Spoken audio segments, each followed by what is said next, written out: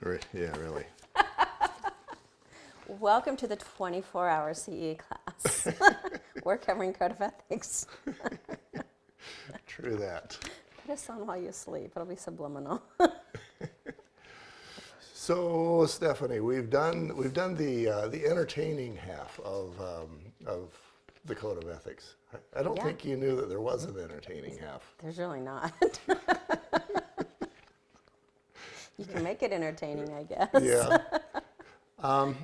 So it's it's almost been entertaining for me, but we need to pick up the pace. And I was going through the rest of this, and I think we can definitely do that. We can hit the highlights because some of this, if you're me, it kind of numbs your brain.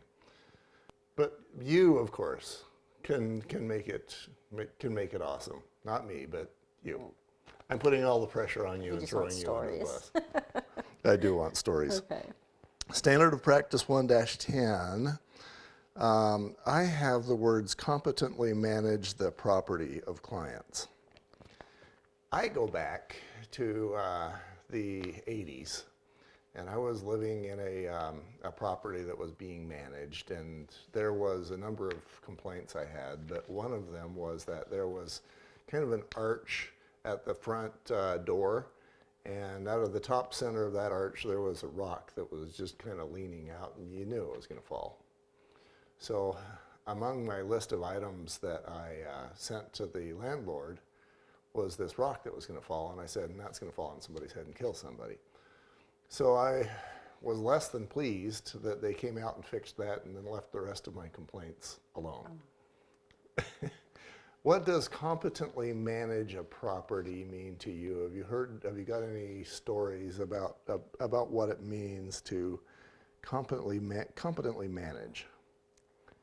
Well, I think you brought up a good point when you said, it's this rock that's going to fall and kill somebody. So you have to look out for the safety of the tenants, for the health of the tenants, looking out for, not repairing small leaks that could turn into big leaks, that could happen slowly over time where you get mold. Right. Or, maybe it's not even the bad mold, but it's enough, that for a child that has asthma, it exacerbates it, and that can lead to medical bills. So you've got an obligation to take care of those tenants. Safety, to make sure all items are secure, like you said, the rock, there's not broken windows, things like that could be a health risk. Doors that lock so that people can be safe in their home. Make sure you've taken all keys from previous tenants. Maybe you have it rekeyed every time. That way you don't have a former tenant coming into a new person's house. I think all that can be a safety issue. Right. So I'm thinking competent means more than just being capable. It means doing. Doing your job. I go back to a property where I made a hero of myself. They called me up. There was a lady that was renting, and it was a home in Highland. She had mushrooms growing in one of the bedrooms there in the carpet. I've seen that too. Yeah. So they call me out, and they want me to do a mold test, and I resisted on that one because I said, if I do a mold test, I'll find out that there's mold, and we already know that there's mold. So I charged you a few $100s, and you're not any further down the road. So what I talked them into doing was I was going to go out there and see what the problem is so that we could identify and eliminate the problem. And they reluctantly agreed to that. So I went out there, and what had happened is you got the furnace room, and then right next to that in the basement there's a bedroom, and that's the one that's growing the mushrooms. So what I found is that the condensation line, the drain, that white PVC line that drains over to the drain, they had the line going down, and then they had a line going over to the drain. But for whatever reason, where they should have had an elbow, they had a T. And so we were forcing water down below the concrete into the soil, and simply by hydrostatic pressure is the technical term. Basically, you had a column of water that was going down, and then it was coming back up through the carpet. So, and this compares to this particular paragraph because very few people in the universe would have identified that cause A resulted in result B. Yeah. But competently can mean that you call the right people. Yes. That you don't want them blaming you. Yeah. So I'll say, here's a list of 3 inspectors. Inspectors I've used, and you choose. Great, you chose wisely. You can still have one card on top. Yes, exactly. Exactly. You can put your favorite, you can link it, list them the way that you like. But that way, it's the same way with the lenders. Give them 2 or 3 options, or else they're going to come back to you and say, well, you told me when I didn't get my loan, or the home inspector missed this.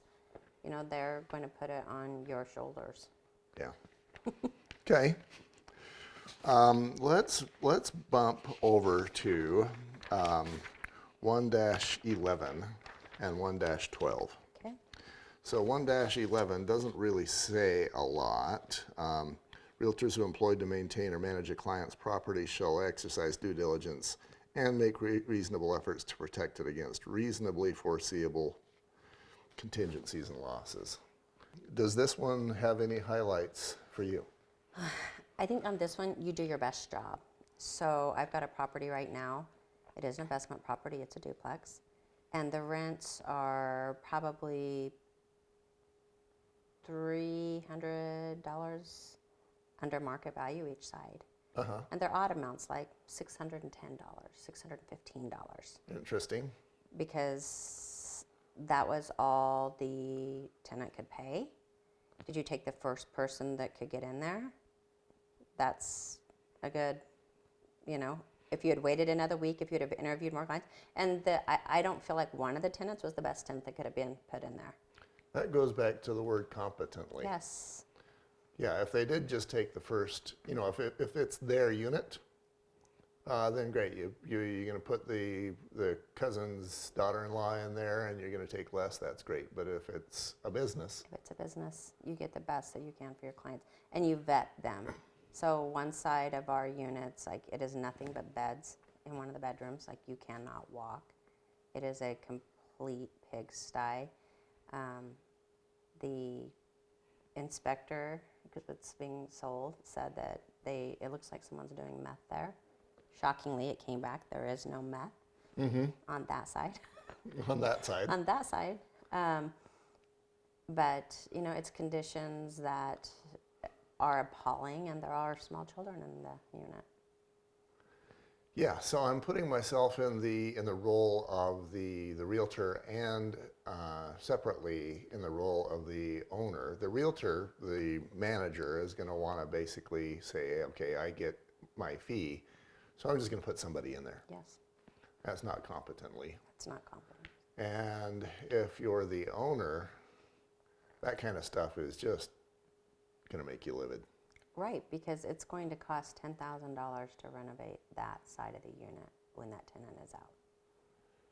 Because he's left water running, they're going to have new drywall, flooring's going to have to be replaced.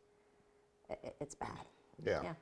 And then it's an ethics thing in other ways too, because ethics is all about doing things above board, honest, and making people happy with the service that you do and just shining as a professional. And the landlord, when he's paying that $10,000 check, he's going to be growling, and he's going to be looking at whoever the property manager is. Yeah. That person's probably out of a job, especially if there's any other thing that they didn't do perfectly. Yeah. And then life gets harder for that person too. Yeah, and property management, to me, very hard, because you're constantly talking to tenants and keeping them happy. It's a balance, and then working with the landlord, who obviously wants to get the most for their property, but they want the best tenants. So it's a balance. To me, property management is a lot of work, and you have to be willing to take that on.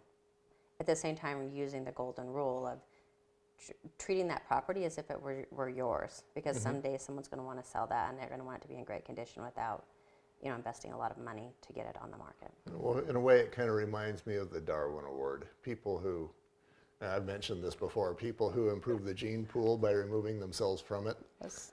In this case, this would be realtors and managers who improve the quality of realtoring by removing themselves from that pool. Yes.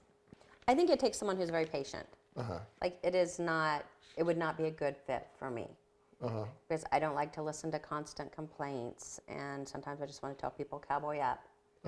You know, if I had that dripping faucet in my house, I'd probably live with it for probably a good 6 months before I got it fixed. So, you know, demanding it be done in 3 days, not necessarily, you know, realistic. Doesn't have to be done in 3 days, but it should be done. Right, but they're hounding you as if it needs to be done in 3 days, Right. you know? And I just, you know, for me, it would not be a good fit. Yeah, exactly. We'll be back with section 1-12.